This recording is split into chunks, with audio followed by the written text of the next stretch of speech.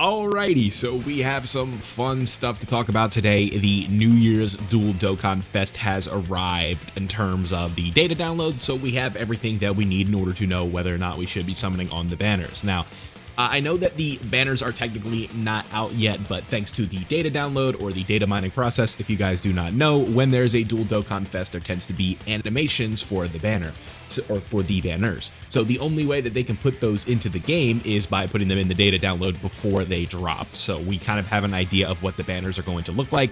We do not have the full featured lineup, but we have the banner images, which are the characters they're trying to advertise on the banner. Like, here are the main units that are returning. So we know enough to be able to talk about this, and I could give you a case whether or not we should be summoning or whether or not we should not be summoning. So let's go ahead and get into this, right? So you guys can see, looking at what's on your screen right now, these characters are dropping in 10 hours, 46 minutes, and 45 seconds from when I'm recording this.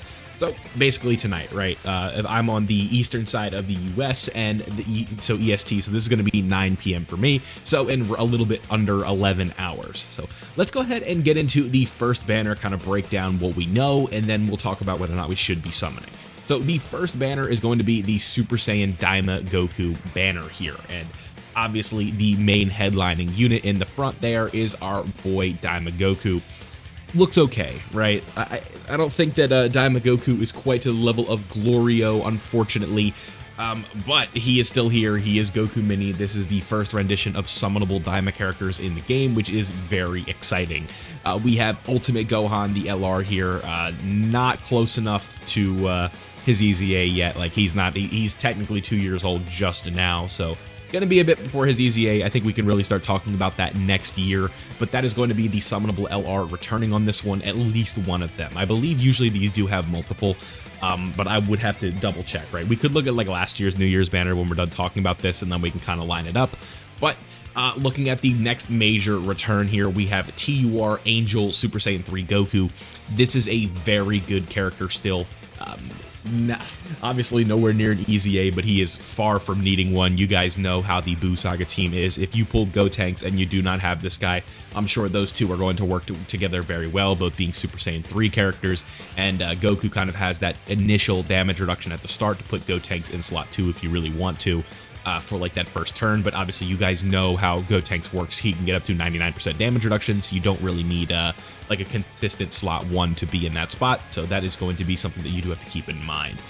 The return of Hirudegarn doesn't really say much. He was just last year's New Year's character. You guys know that the version of that celebration in the previous year, they returned, right? So we have New Year's characters from the last 3 years here on the screen, or the previous 3 years to this DAIMA Goku. So if you guys can see my cursor here, Hirudegarn was last year, Ultimate Gohan was a special superhero collaboration character for New Year's in 2022, and then for 2023, excuse me, and then for 2022, we had this Angel, or just regular Super Saiyan 2 into Super Saiyan 3 Goku. So I think of this bunch right here, aside from Goku being really good and DAIMA Goku being pretty good, the most interesting one that we can see on the banner is going to be this version of Goku right here.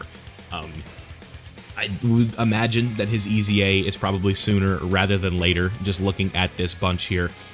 Very interesting character. So if you do summon and you pull him, I don't think that you should be surprised when you see the announcement for his EZA, right? It's more than, I'd say it's more likely than it is more not likely that this Goku does get his EZA during the celebration, right? Because it's just, he is approaching on his 3rd year, and him, the other Kid Buu being on the other banner here, I think that is a good confirmation. So when it comes to this Goku banner, I think that you should probably skip it. I think that it's just, I don't see enough value here in terms of the front page. It's to me, am I crazy? Is this Goku, is Super Saiyan 3 Goku just the best character on this banner? Probably, depending on what they do with this Goku's EZA, I would imagine. So I think this one is an easy skip. I would not summon on the Super Saiyan Goku mini banner, but let's go ahead and look at the Glorio banner in the other side. So this is where things do get a little bit more interesting, in my opinion. I think that it's compared to anniversary quality and stuff like that, nowhere near going to match, but I don't think it's terrible, right? When it comes to looking at this banner, I don't think it's great, but Glorio, I mean, we're arguing that Glorio, this leader skill that Glorio has is just insane. If you're somebody that just wants to run a Gohan team, Do I want to say Glorio is like a must-have character? I don't want to say that, but I'm also like not opposed to it because this guy is a pure 200% lead for demonic power and can float. And you could just run this character like 2 of them. You're going to make all the Gohans in the game look even better. And, you know, we're not quite at Gohan Ball Legends, but we are at like Gohan Dokkan Battle, right? There's a lot of good Gohan characters in the game. So it's tough, right? Like with Glorio being around, like must have, I think is aggressive, but very, very like he will make your Gohan characters look a lot better. I know that for sure. But looking at the featured lineup, we'll kind of go over this one just a little bit quicker, right? Fat Boo, pretty good. Orange Piccolo has seen better days, but still has his utility. Kid Buu, all depends on how well his EZA is handled. And then Dragon Fist Goku, I would say most people probably think he's better than Hirudegarn. I don't think that's like a super hot take, but between these 2 banners, I think that if you are going to be summoning, I think that you should definitely be looking at the Glorio banner over the Super Saiyan Goku mini banner. And mainly to me, it's just that the quality gap between DAIMA Goku and Glorio just seems to be a little bit egregious, right? And Glorio to me just seems like the better character. And he being able to make Gohan characters look even better is definitely invaluable. It's a super nice mechanic for them to have. So overall, if you are going to summon on these banners, I think the Glorio one is the way to go. But again, as always, I think rather than me telling you just to save for the anniversary, I should explain for those of you who do not know, like why have I been saying that for as long as I've been running this YouTube channel and giving advice to newer players. I always say it's like, you know, you should be saving your stones for anniversary. And what it mainly comes down to is, aside from the hype of the characters and the kits of the characters, it's a, like, this New Year's banner is in a really tricky spot because these characters tend to age out, like, really quickly.